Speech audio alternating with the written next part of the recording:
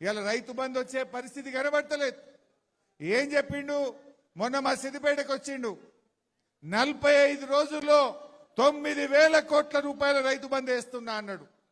ఇవాళకి 65 రోజులైంది. 65 రోజులైనా ఇప్పటికీ రైతు బంధు పడ్డ పరిస్థితి లేదు. చెప్పుడు 15,000 అన్నాడు, 12,000 ఇస్తా అన్నాడు. ఆ ఇచ్చే 10,000 కూడా ఎగరగొట్టేశాడు. మరి రైతు బంధు సంగతి అట్లా.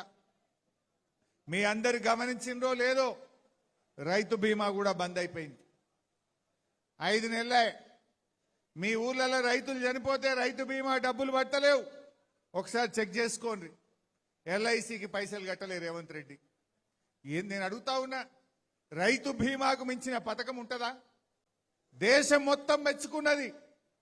అంటే ఇలా కేసీఆర్ గారు పెట్టిండని చెప్పి దాన్ని రద్దు చేయడం నీకు తగునా అని నేను అడుగుతా ఉన్నా.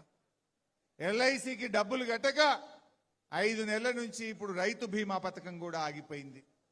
రైతు బంధు బాయే, రైతు బీమా బాయే. ఎరువులు కేసీఆర్ గారు ఉన్నప్పుడు ఎప్పుడన్నా ఎరువులకు ఇబ్బంది ఉండనా? అసలు లైన్లు కట్టినమా? రేవంత్ రెడ్డి వచ్చిండు, ఇవాళ ఎరువులకు ఇబ్బంది వచ్చింది. ఇప్పుడు ఎరువులు కూడా రాకపోయాయి. ఇక 4వది వడ్ల సంగతి. పెద్ద జీవన్ రెడ్డి గారు చెప్పిండ్రు, తరుగు లేకుండా ఈ రాష్ట్రంలో ఎక్కడన్నా వడ్లు కొన్నారా?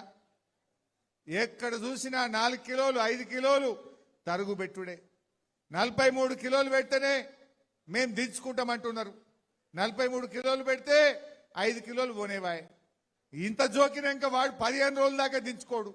15 రోజుల్లో ఆడికి పోయే వరకు దాని బరువు తగ్గుతుంది. మళ్ళా మిల్లోళ్ళు కటింగ్ పెడతా ఉన్నారు.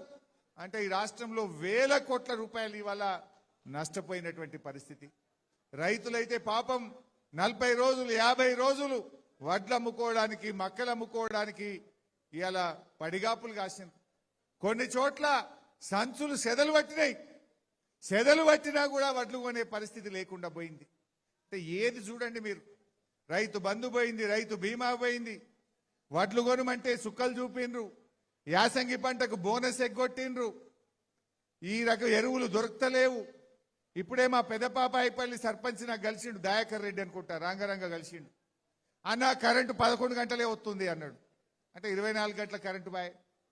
కేసీఆర్ గారు 24 గంటల కరెంట్ ఇస్తే ఇప్పుడు దయాకర్ రెడ్డి చెప్తుండు 11 గంటలే బాయికాడ కరెంట్ వస్తుంది అంటుండు. మరి ఇంకో ముచ్చట చెప్పాలి మీకు. ఇప్పుడు రైతు డిస్కామ్ అని ఒక కొత్త డిస్కామ్ పెట్టిండు. ఇప్పుడు మీ ఎన్పీడీసీఎల్ కింద ఉంటాం మనం హుజురాబాద్. ఇంకో నెల 15 రోజులైతే ఎన్పీడీసీఎల్ పై రైతు డిస్కామ్ రాబోతా ఉంది. ఆ రైతు డిస్కామ్ అమల్లోకి వస్తే ఇప్పుడు వచ్చిన 11 గంటలు కూడా రాదు, 5-6 గంటల కరెంటే వస్తుంది రైతులకు. ఇది నేను ఉత్తగా చెప్తలేను. ప్రభుత్వం జీవో నంబర్ 8 అని ఒక జీవో ఇచ్చింది.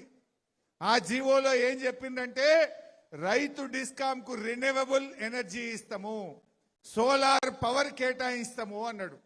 సోలార్ పవర్ పొద్దుగాల ఎండగొడితే 7 గంటలకు వస్తుంది, సాయంత్రం 5 గంటలకు బంద్ అవుతుంది.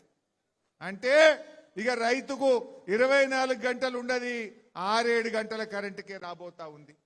అంటే రేవంత్ రెడ్డి ఈ రైతు డిస్కామ్ పేరిట 24 గంటల ఉచిత కరెంటుకు ఉరేస్తున్నాడు, రైతుల్ని ఆగం చేస్తా ఉన్నాడు. అయినా ఇంకా రైతులు ఎవరు నోటేస్తారా? కరెంటు బాయే, రైతు బంధు బాయే, రైతు బీమా బాయే, ఎరువులు రావాయే, వడ్లు కొనవాయే. ఇంకా ఎవరైనా రైతు అనే వాళ్ళు ఓటేస్తారా? అందుకే నేను అన్నా, ఇంకా రైతు అనే వాళ్ళు కాంగ్రెస్ ఓటేసే పరిస్థితి లేదు. ఏం మాట్లాడినా అబద్ధాలే, పాలనలో కూడా అబద్ధాలే. ఇవాళ అయిపోయింది ఆయన పని. నిజంగా డబ్బులు లేవా? విద్యార్థులకు ఫీజు రియంబర్స్మెంట్ ఎగబెట్టేసిండు. 4,000 పెన్షన్ ఇస్తాని అవ్వ తాతల్ని మోసం చేసిండు. మహిళలకు 2,500 ఇస్తాను మోసం చేసిండు. మరి ఇవన్నీ లేవా?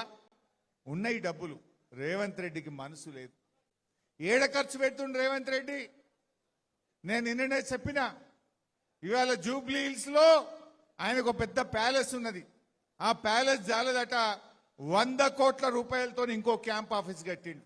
గవర్నమెంట్ డబ్బులతో 100 కోట్లతో క్యాంప్ ఆఫీస్ కట్టిండు. ఆడ ఫ్యూచర్ సిటీ అని పెట్టి అక్కడ ఒక 100 కోట్ల రూపాయలతో క్యాంప్ ఆఫీస్ కట్టిండు.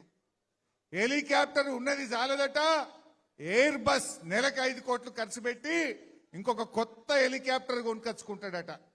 ఫుట్బాల్ చౌకుల కోసం ఆ మెస్సీతో ఆడడానికి 100 కోట్లు